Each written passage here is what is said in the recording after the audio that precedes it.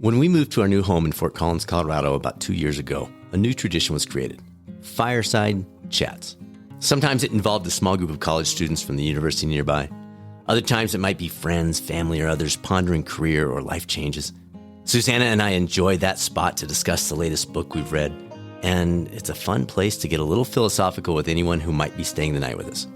Obviously, I can't bring you the warmth of the crackling fire, the views of the setting sun, or the back and forth discourse that we enjoy there. But I thought maybe I could help you get started with your own version of a fireside chat by simply opening up my journal, sharing some thoughts about some of the things I've been pondering lately, and let you take it from there in whatever direction you'd like.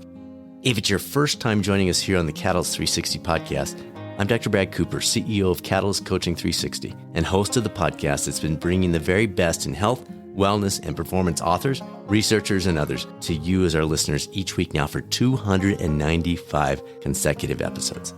Thank you for joining us for this special edition.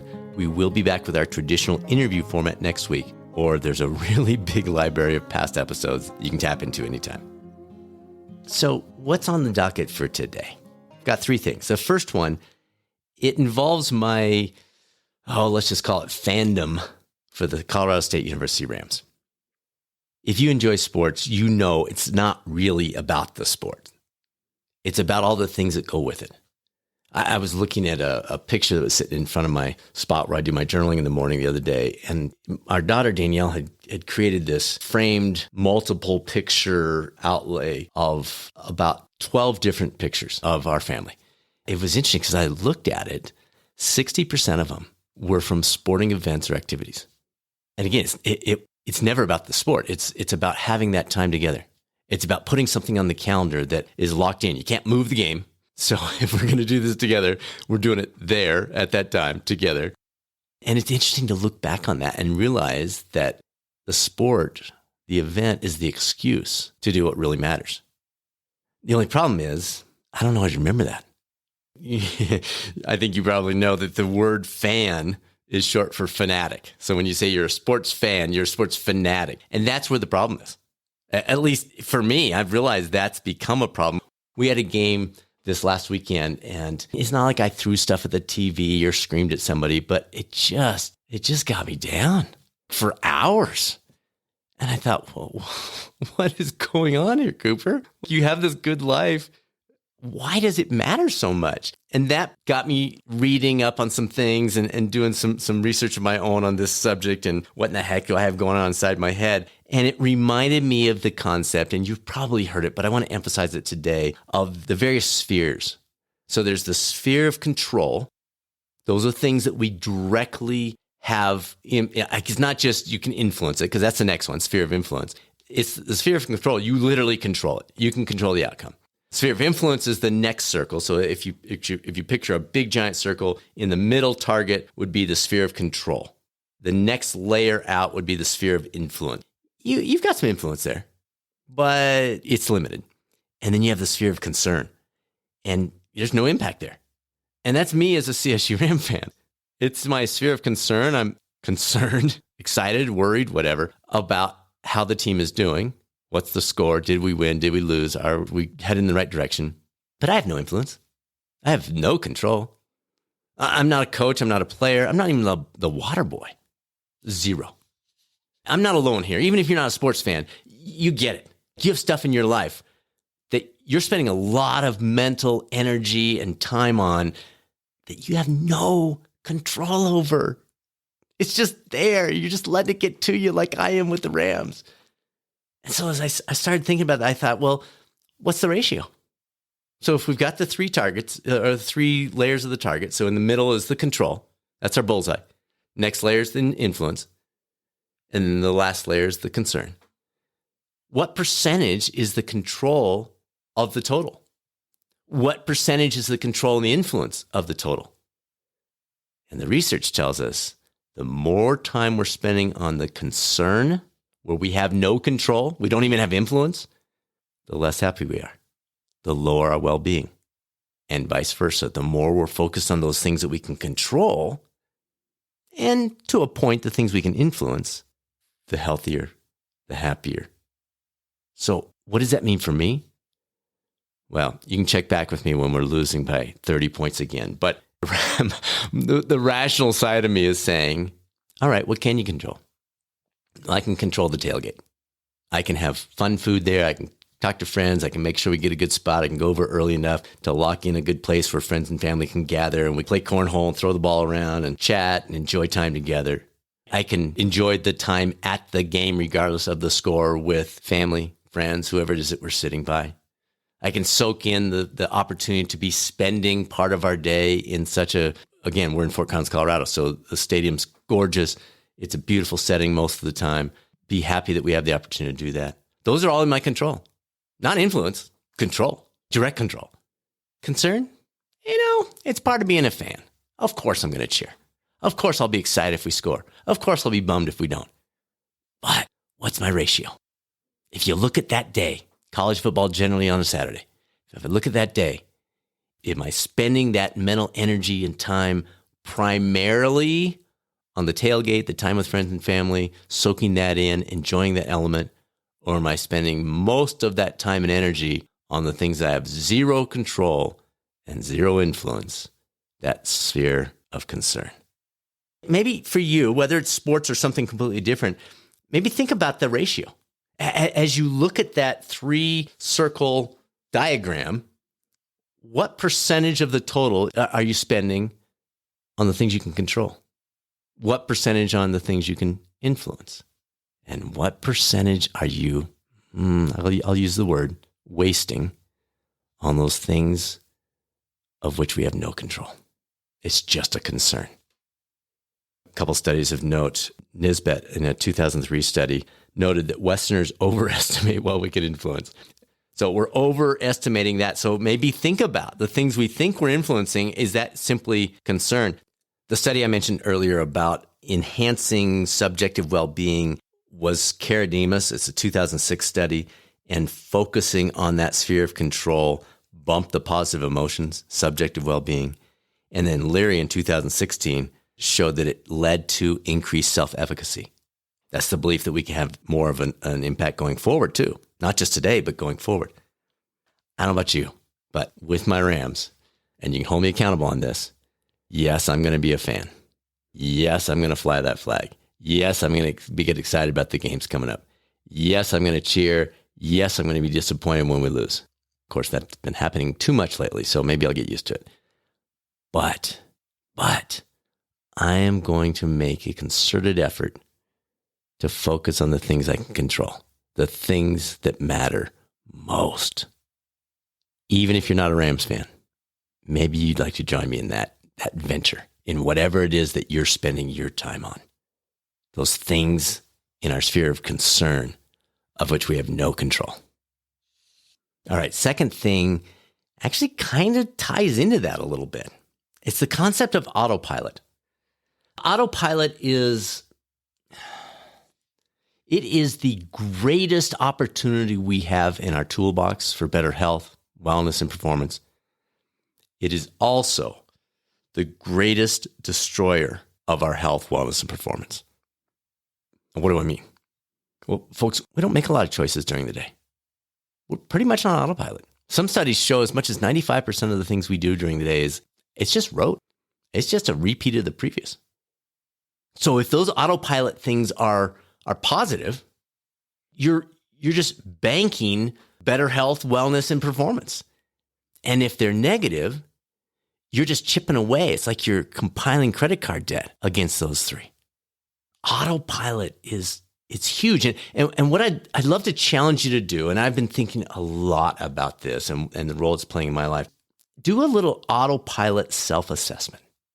Simple to do. Just take a piece of paper, jot down everything you do in the day. Obviously not every second of the day, but go through the things that you do. So what time do you wake up? What happens between the time you wake up and when you have your first cup of coffee or grab breakfast or start to work? What is happening throughout your day? What do you have for lunch? What is your driving habit? What are you doing in the car on that commute or bus on that commute? What snacks do you choose in the afternoon? What do you eat for dinner? What do you drink with the things that you eat? What time are you going to bed? How do you spend your evenings? Every little piece of your day, just jot it down and then give it a little plus sign or minus sign. As you look at it, does that take you closer to the person that you're wanting to become, or does it move you further away? Is it something you want to continue keeping on autopilot because it's moving you in the right direction? Or is it something that you say, ooh, there's an opportunity.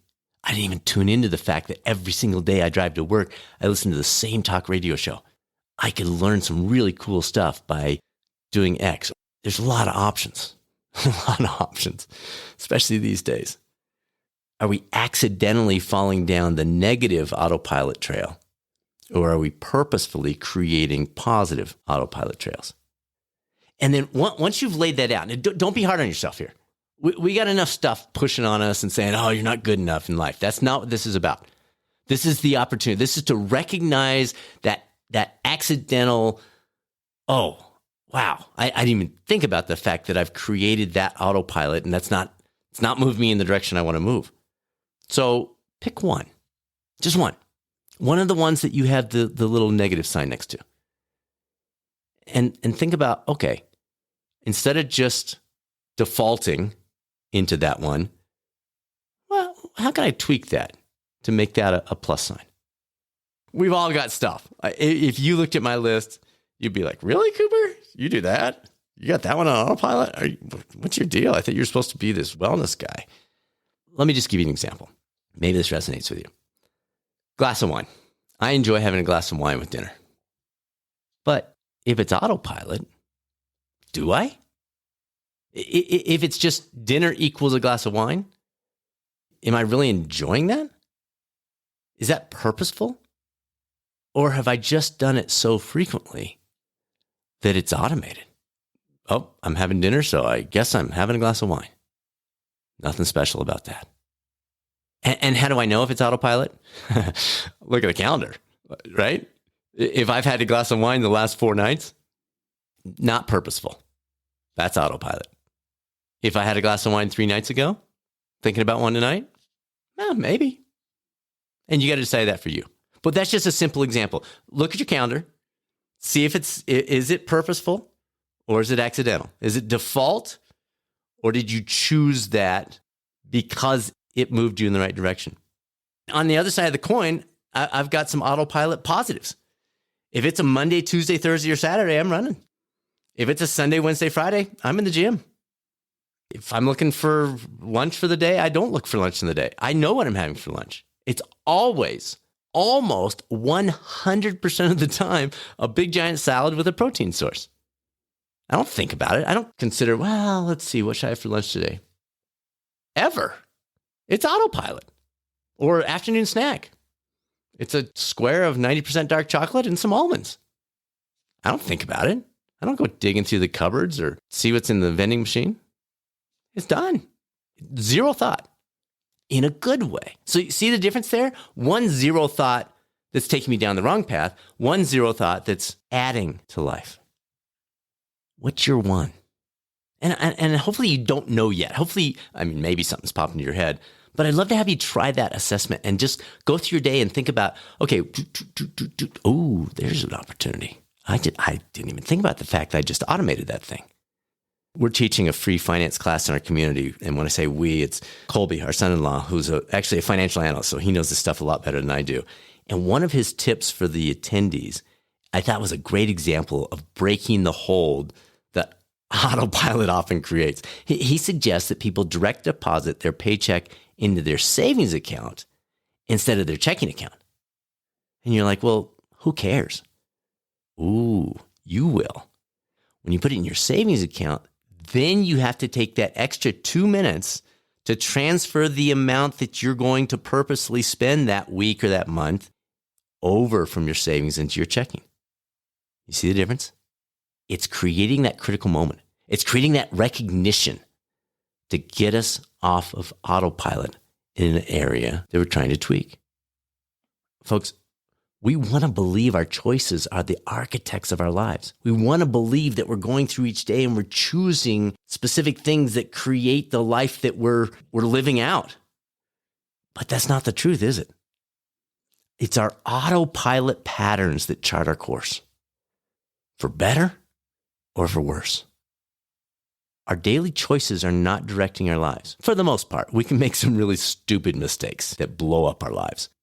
But as a general rule, it's not the individual choices that make up only 5 to 10% of our daily steps. It's the autopilot that charts our course. And the question we've got to ask is not whether the autopilot steers the ship, but whether we've chosen the right captain. All right, last one I want to talk about is the value of a retreat.